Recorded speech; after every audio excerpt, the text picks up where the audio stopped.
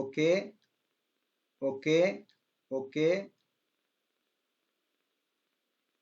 ഇനി 2 ഓക്കെയും കൂടി കിട്ടണം.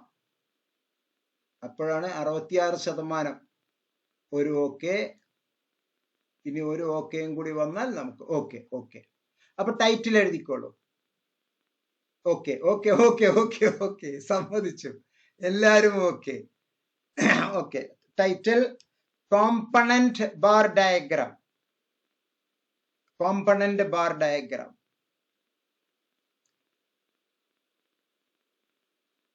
Component bar diagram. അതിന്റെ ചുവട്ടില് ഒരു ചെറിയ ആരോ കൊടുത്തിട്ട് വേറെ ഒരു പേരും കൂടി എഴുതിക്കോളൂ. Sub diagrams. Sub diagrams bar diagram. Sub diagrams bar diagrams. അതിന്റെ ചുവട്ടിൽ ഒരു കുഞ്ഞ് ആരോ കൊടുത്തിട്ട് ഒരു പേരും കൂടി കൊടുത്തോളൂ. ഇതിന് പല പേരിൽ അറിയപ്പെടുന്നുണ്ട്. പക്ഷെ പരീക്ഷയ്ക്ക് എന്തെങ്കിലും ചോദിച്ചാൽ എഴുതണം. ഇങ്ങനെ കുറെ പേര് വരുമ്പോഴാണ് കൺഫ്യൂഷൻ. ഞാൻ പലപ്പോഴും എല്ലാ പേരുകളും അതിൽ എഴുതി കൊടുക്കാറുണ്ട്. Sub divided bar diagram. Sub divided bar diagram.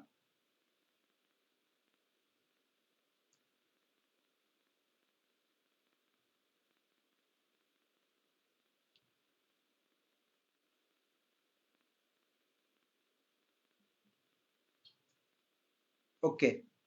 സൈഡിലെ സ്റ്റെപ്സ് പരീക്ഷയ്ക്ക് ചോദിക്കും. Write the steps to draw sub divided bar diagram. 3 mark. അപ്പൊ അത് എങ്ങനെയാണ് നമ്മൾ ചെയ്യുന്നത് എന്നുള്ള സ്റ്റെപ്പ്. പിന്നെ നമ്മൾ ചെയ്യുമ്പോൾ ആ ചെയ്യുന്നത് തന്നെ എഴുതിയാലും ഉത്തരമായി. നേരത്തെ ഉള്ളതൊക്കെ ഇതേപോലെ സ്റ്റെപ്പ് ചോദിച്ചാൽ നമുക്ക് ഭംഗിയായിട്ട് എഴുതാൻ പറ്റും. How can we write draw a simple bar diagram, simple line diagram for each and every value we are taking in x ആണോ അതോ horizontal baseline ആണോ? x ആണ്. horizontal baseline. ഗ്രാഫ് വരുമ്പോഴേ x ഉള്ളൂ. ഇപ്പൊ ഞാൻ ചുവരിൽ കൊണ്ട് ഒരു അടി കൈക്ക് തന്നിട്ടുണ്ട് കേട്ടോ. ഓക്കെ. ആക്സിസ് ആണ് x ആക്സിസ്. അപ്പൊ ആരോ കൊടുക്കണം. ആരോ വന്ന് കൊടുത്താൽ പോരാ, നമ്മൾ ആരോ കൊടുക്കണം. ഓക്കെ. ആരോ ഒന്നും വരില്ല, നമ്മൾ തന്നെ വരികയുള്ളൂ. വൈ ഇത് X base, why horizontal base, vertical base. Just ഒരു ബേസ് ഇട്ട് കൊടുക്കുന്നു, അടിത്തറ, അത്രയേ ഉള്ളൂ. അത് റീഇൻഫോഴ്സ് ആകാൻ വേണ്ടിയിട്ടാണ് കൂടുതൽ ആ പദം തന്നെ പറഞ്ഞുകൊണ്ടിരിക്കുന്നത്. അപ്പൊ ആ സ്റ്റെപ്സ് വേണമെങ്കിൽ എഴുതാം. ഒന്നാമത്തെ പോയിന്റ് വേരിയസ് കോമ്പണന്റ്സ്.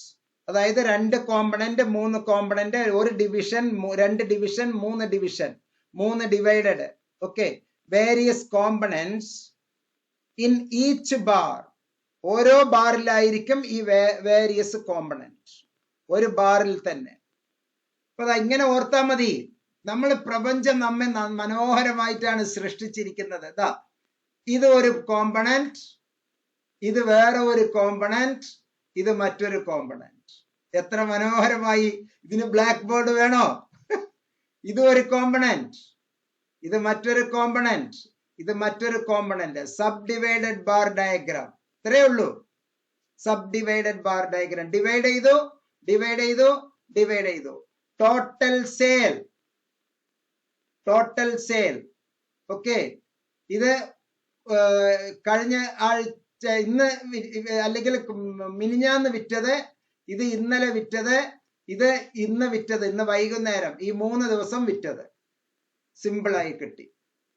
ഓക്കെ. എന്റെ കയ്യിലുള്ള ചുരിദാറുകളുടെ എണ്ണം, എന്റെ കയ്യിലുള്ള മോഡേൺ മറ്റ് ഡ്രസ്സുകളുടെ എണ്ണം, എന്റെ കയ്യിലുള്ള സാരികളുടെ എണ്ണം, ആകെ എന്റെ കയ്യിലുള്ള ഡ്രസ്സുകൾ ഇത്രയേ ഉള്ളൂ. Sub divided.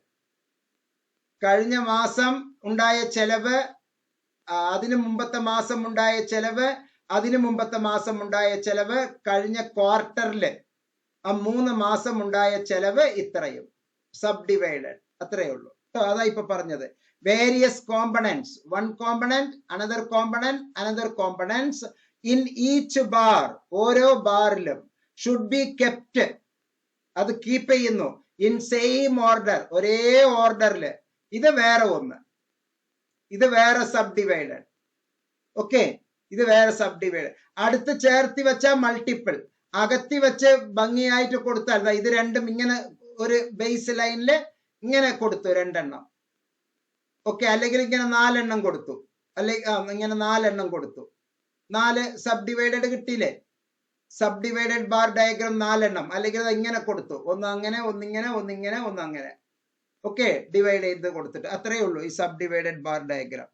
അടുത്ത ഒന്നാമത്തെ പോയിന്റ് ഒന്നും കൂടി പറയുന്നു. Various components in each bar should be kept in the same order. രണ്ടാമത്തെ point, a bar is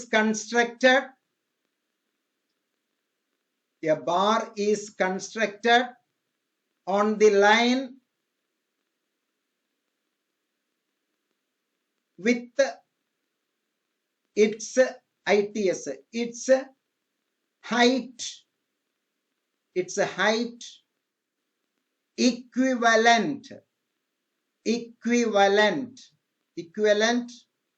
to the total value of the bar.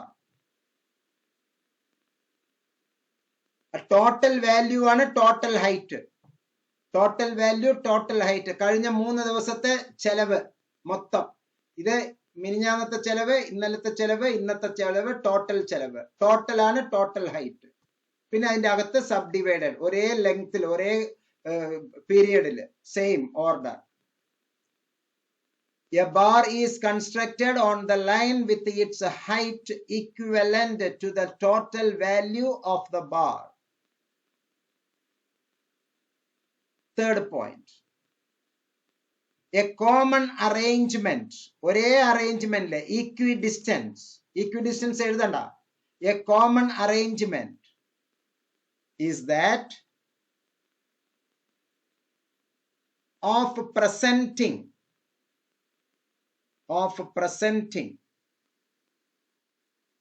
each bar, ഓരോ ബാറും, each bar.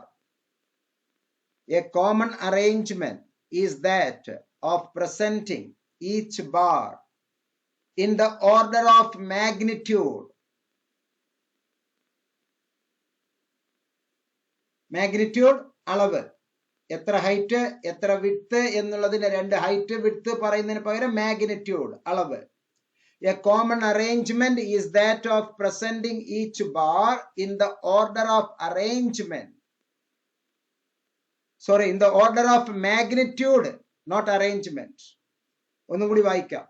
A common arrangement is that of presenting each bar in the order of magnitude, starting from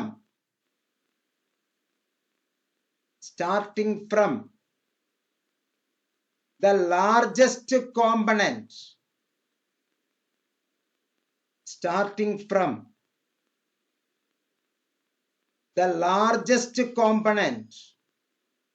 at the base.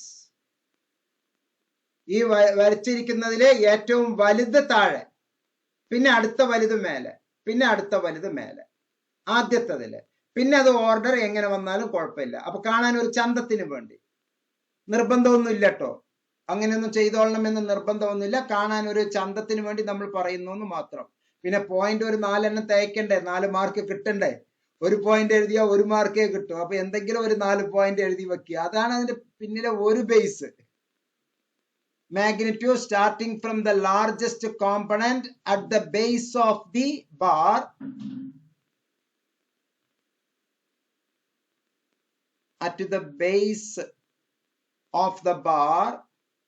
to the smallest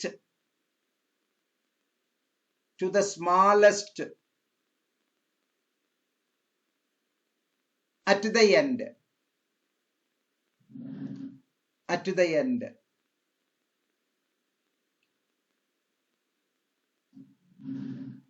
പുരുഷന്മാർക്ക് ഈ വിരലിന്റെ കാര്യത്തിലെ റിവേഴ്സും സ്ത്രീകൾക്ക് ഇതിന്റെ നേരെ റിവേഴ്സുമായിരിക്കും എന്നൊരു ചൊല്ലുണ്ട്. അത് എത്രത്തോളം ശരിയെന്ന് നിങ്ങൾ സ്വയം ഒബ്സർവ് ചെയ്താൽ മതി.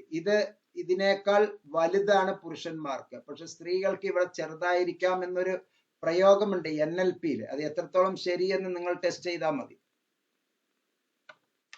എ കോമൺ അറേഞ്ച്മെന്റ് എല്ലാവരും വിരൽ നോക്കുകയാണ് ഇപ്പോ. Mind reading, not mind map, mind reading.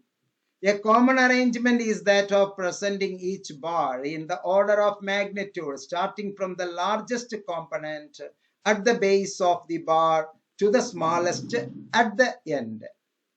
നാലാമത്തെ point. To distinguish, വ്യത്യാസപ്പെടുത്തുക. To distinguish between the different components.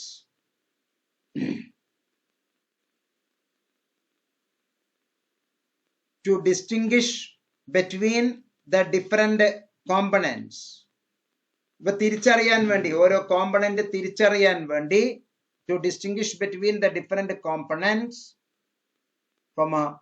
use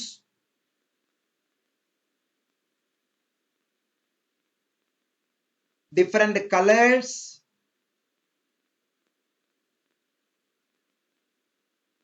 or shades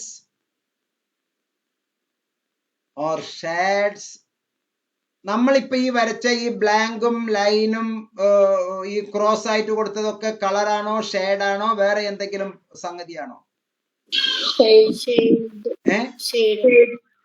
shape അല്ല, ഷേപ്പ് വളഞ്ഞ് ഞെളിഞ്ഞ് വേറെ വേറെ പല പല ഷേപ്പ്. പാറ്റേൺ, ഷെയ്ഡ് അല്ല. ഷെയ്ഡ് ഇങ്ങനെ ഈ കളർ കൊടുക്കുന്നത് കൂടാണ്ട് നമ്മൾ വേറെ ഇങ്ങനെ പലതരത്തിലുള്ള നിറം പൂശുന്നത് തന്നെയാണ്. കളർ മൊത്തമായിട്ട് കൊടുക്കുന്നു ചിലത്.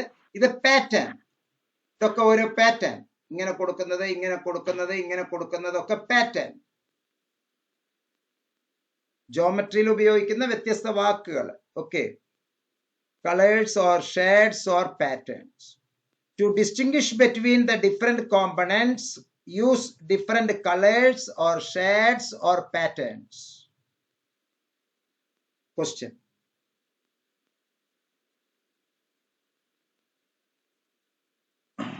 ഒരൊറ്റ മിനിറ്റ്. മൈനെ ജോമോൻ പറകുട്ടി, ഇന്ന് ഫ്രീ ആകാം മൈനെ. എത്ര മണിക്ക് നീ ഇവിടെ വരും? ഞാനൊരു അരമണിക്കൂർ കഴിഞ്ഞ ഫ്രീ ആയി.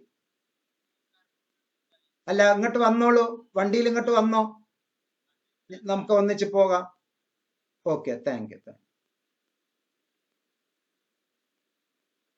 യെസ്, ഡ്യൂറിങ് ക്വസ്റ്റ്യൻ ആണ് കേട്ടോ. ഡ്യൂറിങ് 2006 ഒരു -07 2006-07 TO2 2008 to 2008 ഒരു -09 2006 2007 2007 2008 2008 2009. ആ 2007 2008 ഒഴിവാക്കാൻ വേണ്ടി ഒരു 2 കൊടുത്തു എന്ന് മാത്രം. During 2006-07 TO2 2008 to -09 the number of students in IGNOU are as follows.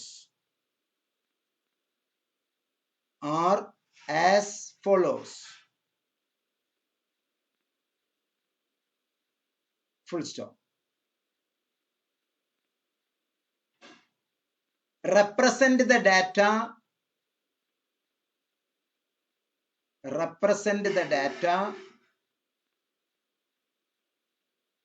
by a suitable diagram.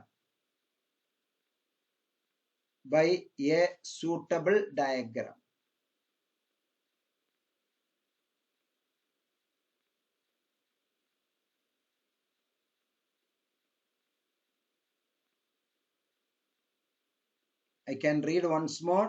During 2006-07 to 2008-09, the number of students in IGNOU are as follows. Represent the data by a suitable diagram. ഒരു suitable ഡയഗ്രത്തിൽ ചെയ്യണം എന്നാണ് പറഞ്ഞത്. Total എന്ന് കണ്ടാൽ അത് മൊത്തം ഉള്ളതില് പിന്നെ divide ചെയ്യലാണ് എന്ന് മനസ്സിലാക്കണം. മറ്റുള്ളതിലൊന്നും ടോട്ടൽ പറഞ്ഞില്ല. ടോട്ടൽ പറയാതെ ഇങ്ങനെ പറഞ്ഞാൽ മൾട്ടിപ്പിൾ ചെയ്യാം. ഇനി ടോട്ടൽ ചെയ്തിട്ട് നമ്മൾ സബ് ഡിവൈഡഡ് ചെയ്ത് വെച്ചാലും തെറ്റൊന്നുമില്ല. മൾട്ടിപ്പിൾ ബാർ ഡയഗ്രം എന്ന് പറഞ്ഞാൽ മൾട്ടിപ്പിൾ തന്നെ ചെയ്യണം. കോമ്പണന്റ് ബാർ എന്ന് പറഞ്ഞാൽ കോമ്പണന്റ് അല്ലെങ്കിൽ സബ് ഡിവൈഡഡ് തന്നെ ചെയ്യണം. ഏതെങ്കിലും ഒന്ന് ബൈ എ സൂട്ടബിൾ ഡയഗ്രം എന്ന് പറഞ്ഞാൽ ഏതെങ്കിലും ഒന്ന് ചെയ്താലും മാർക്ക് കിട്ടും. അതാണ് അതിന്റെ പ്രത്യേകത. You can follow any method. സ്റ്റാറ്റിസ്റ്റിക്സില് ഇൻഫർമേഷൻ കറക്റ്റ് ആയിട്ട് കൊടുക്കണം എന്നുള്ളതാണ്. ഇതൊക്കെ എന്തിനാ പറഞ്ഞത്? ഇത് ഓർഗനൈസേഷൻ ആണോ?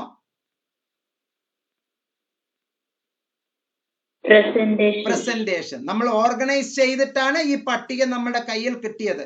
പക്ഷെ ഇങ്ങനെ ഒരു പട്ടിക കിട്ടാൻ വേണ്ടി ഓരോന്നും ഉപയോഗിച്ചത് എങ്ങനെയെന്ന് നമുക്കറിയാലോ.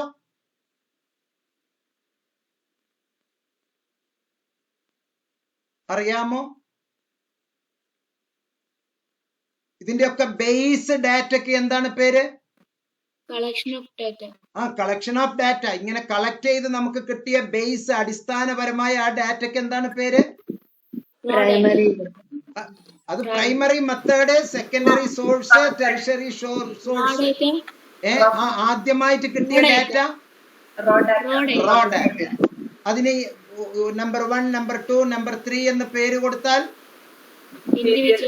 Individual series. ഓരോ ഗ്രൂപ്പിനും ഒരു ചെറിയ റെപ്രസെന്റേഷന് കൊടുത്തിട്ട് പല ഗ്രൂപ്പുകളാക്കുമ്പോ ഡിസ്ക്രീറ്റ് സീരീസ്. അതിന് കറക്റ്റായി ഒരു വാല്യൂ പോലും ഒഴിവാക്കാതെ ഓരോ ക്ലാസ് കൊടുത്ത് ചെയ്യുമ്പോ